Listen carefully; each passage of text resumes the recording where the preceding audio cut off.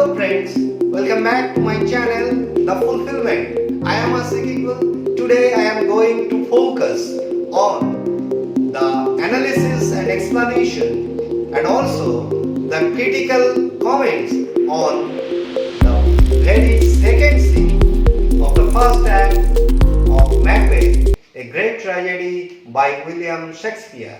I have already uploaded a video on the first scene of first act of Macbeth, and there are also other videos in this channel.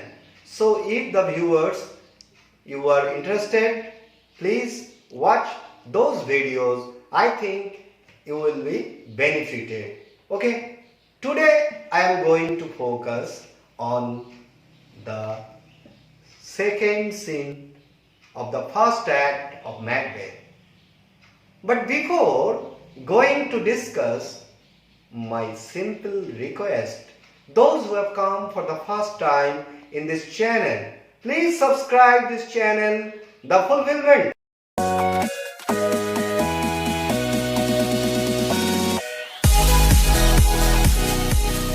It is a great tragedy by William Shakespeare. It is a drama of 5 acts. The first act has 7 scenes.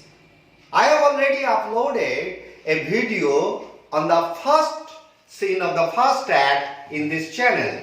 Today we are going to focus on the second scene of the first act. Before going to explain the second scene, its theme, its summary, its analysis or its explanation, we have to know who are the important characters. So my dear students, you are asked to look at the whiteboard because we have to know who are the important characters and we will face those characters in this scene. Let's go. First of all, Duncan. Duncan is the King of Scotland. Malcolm, the son of Duncan. Donalbain,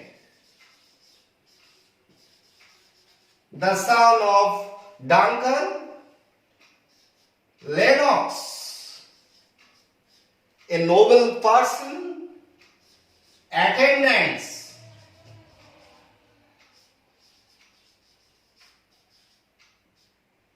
some attendants. Ross,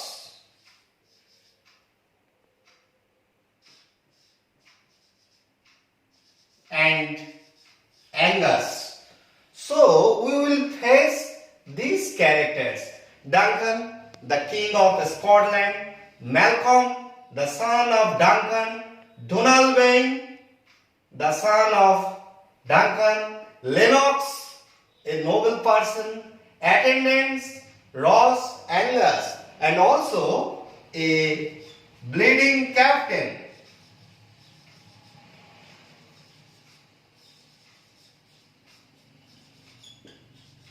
Okay, a bleeding captain, that is a captain who has come from the battlefield and he is now in the camp. So, after knowing the important characters whom we will face in this scene, let's go to know the summary of the theme of this scene. Now summary of the second scene of the first act. Number 1, bravery of Macbeth.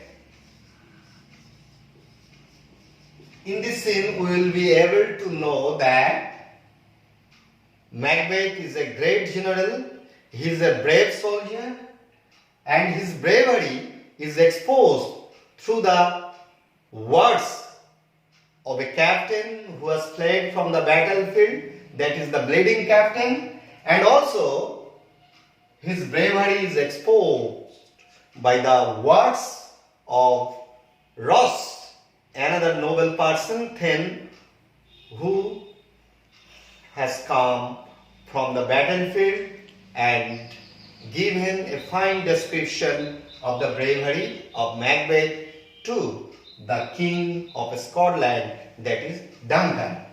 Then, in this scene, we will also be able to know that the conferment of a title upon Macbeth.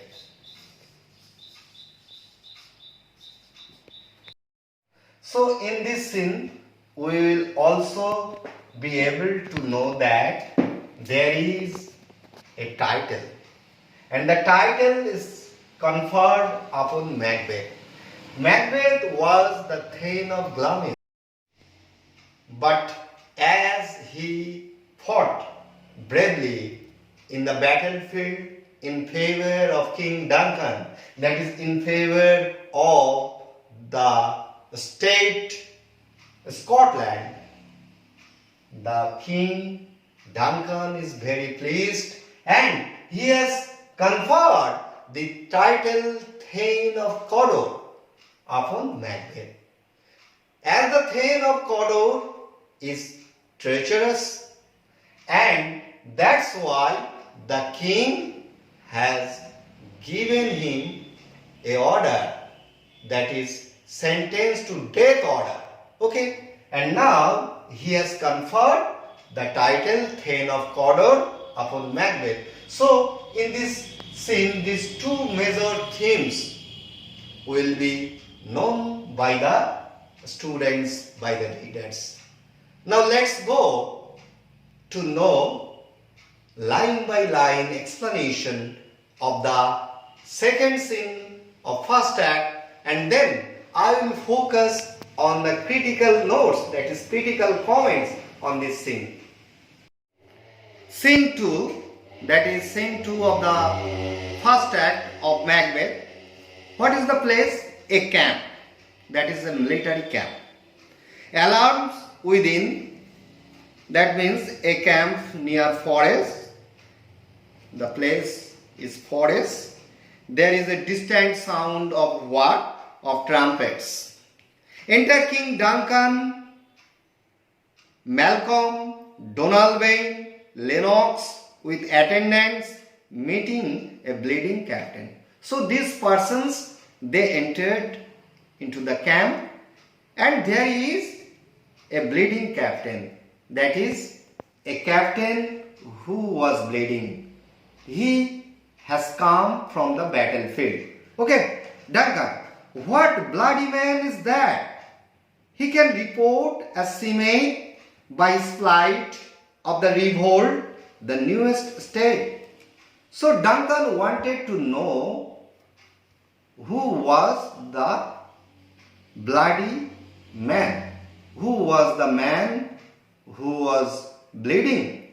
Okay, and Duncan also expresses his thoughts that perhaps the very person is ready to speak something about the battle, because his outward look seems that he has fled from the battlefield. Okay, Malcolm, his son, this is the sergeant who, like a good and hardy soldier, fought against my captivity. Hail, brave friend, say to the king the knowledge of the broil. Broil means battle, as thou didst leave it. So Malcolm informed that he was the great soldier, he was the captain who saved Malcolm in the battle from the captivity. That is, the very person fought sincerely and courageously in order to save him from being taken a prisoner. "Welcome, brave friend," he said, and asked him to give information about the battlefield. So Malcolm says what? Say to the king, the knowledge of the broil, that is the latest condition, the latest state of the battlefield, of the battle. And the battle was between the armies, that is the armies of Duncan and the armies of treacherous MacDonald, okay, or the Norwegian king also, as thou didst leave it when you left the battlefield. Captain, that is the bleeding sergeant, doubtful it stood as two spent swimmers that do cling together and choke their art, the merciless MacDonald. So this is the very person who revolted against Duncan and also his estate, Scotland. Or thee to be a rival for to that the multiplying villainies of nature do swarm upon him. The captain says that he is really a rebel because he has all the qualities of a villain. From the Western Isles of Cairns and gallo glasses is supplied. He has been supplied what? That is Cairns. Cairns means light armed foot soldiers and also glasses. That means heavy armed Irish infantry or horsemen. So this person was supplied in this way, and fortune on his damned quarrel smiling showed like a rebel's sword. It is an important line for explanation.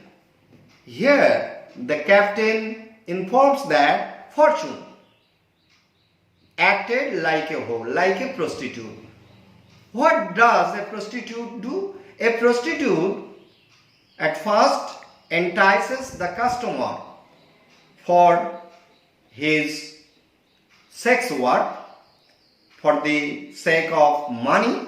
Likewise, the fortune acted like a whore. But after some time, the fortune was not behaving in favor of Macbeth. As after taking the money from the customer of a whore, the whore did not allow the customer to welcome.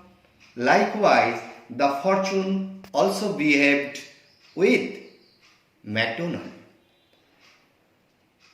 But all's too weak for brave Macbeth. Well, he deserves the name, disdaining fortune with his brandished steel, which smoked with bloody execution like Valor's minion. Valor's minion, that is the favor of valor, fortune, bravery, carved out his passage till he faced the slave. So here the bravery of Macbeth is exposed. This is for the first time in this scene.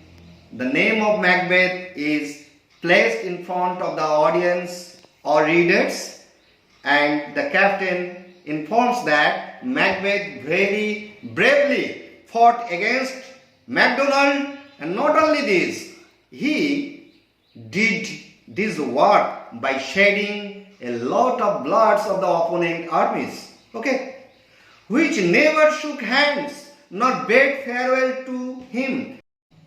He was not ready to shake his hands with those opponent armies, nor with the MacDonald, nor bade farewell to him till he unseamed him from the nape to the chops. He cut the body from the navel to the throat, okay, and fixed his head upon our battlements, and fixed, that is, put his head upon our castles. Okay, this information is given by the bleeding captain. Duncan, oh valiant cousin, oh the gentleman. So Duncan is very proud and he exclaimed in joy by saying, "O valiant cousin, O the gentleman." Captain, as when the sun begins his reflection, shipwrecking storms and direful thunders break, so from that spring whence comfort seemed to come, discomfort dwells. The captain says that as the sun rises in the east, it is the source of light and heat. Likewise, it is also the source of shipwrecking storms and also direful thunders. That is a matter of dreadful situation. So from that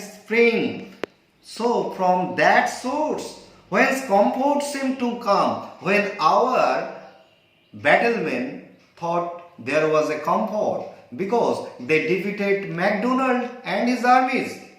But at the same time, there was a matter of discomfort. So it says, discomfort swells. Mark, King of Scotland, mark, no sooner justice had with valor armed, compelled these skipping kerns to trust their hills, but the Norwegian lord, surveying vantage with furbished arms and new supplies of men, began a fresh assault. As soon as our just cause combined with the courage of Macbeth succeeded in putting to flight these quick-footed rebel soldiers, the King of Norway, finding advantage, led a fresh attack on our ranks with bright arms and new supplies of soldiers. So after defeating MacDonald and his armies, there was another opponent armies, and that is led by the King of Norway. Okay, so there is again a fighting. Duncan, dismayed not these, our captains Macbeth and Banquo? Are our captains Macbeth and Banquo frightened by this fresh attack? Captain, yes. This is very ironical word.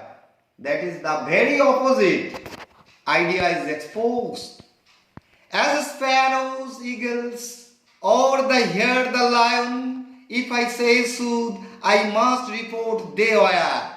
As sparrows, eagles, as a eagle is frightened by a sparrow, or a lion is frightened by a hare. Likewise, the situation was at that moment.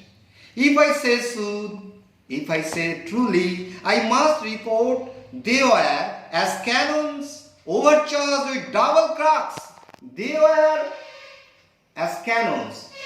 Banquo and Macbeth, they were fully overcharged like the cannons. So they redoubled strokes upon the foe. They doubled and also redoubled their attack against the opponent armies, except they mean to butt in raking wounds or memorize another Golgotha. Golgotha is a place full of skulls.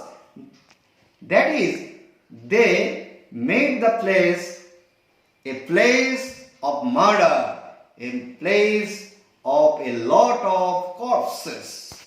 Okay, I cannot tell, but I am faint, my gaseous cry for help. Then the captain said that he is so much wounded that he is unable to tell anymore. That's why he wants treatment and rest. Duncan, so will thy words become thee as thy wounds. Your words are so beautiful as your wounds express that you also fought bravely in the battlefield. This mark of honor both, go, get him surgeons, and asked him to take rest.